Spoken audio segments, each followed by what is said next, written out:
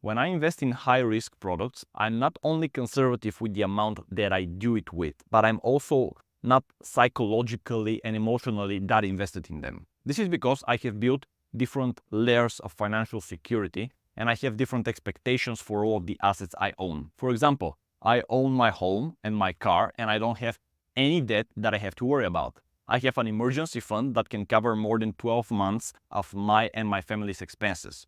So these are the base buckets for me. This is the basic security that I have for me and my loved ones that prevents me from going into an immediate disaster. Then, most of my investments are into dividend-paying stocks and ETFs and rental properties from which I collect passive income. This is the third bucket, and the goal of it is to allow me to never have to worry about whether my family can pay the bills, get groceries, or put fuel in the car, regardless of whether we are unemployed or my business is not going well. And then I have a fourth bucket, which is for the higher risk investments. This bucket is where I would put something like a leveraged ETF, like the one we just discussed.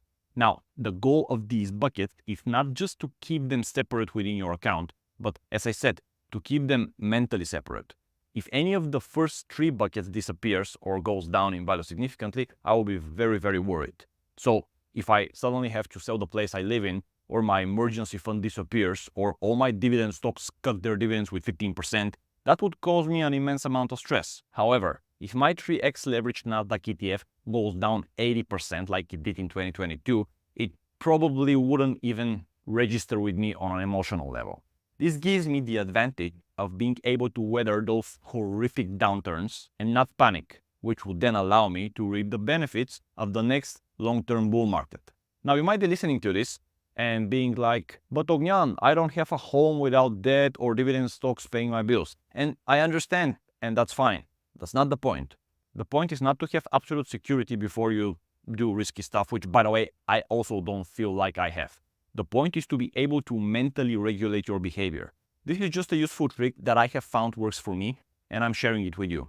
If you're finding this valuable, then like this video, subscribe to the channel for more lessons like this, and check out this video that should have appeared on your screen already in order to continue with your investing education.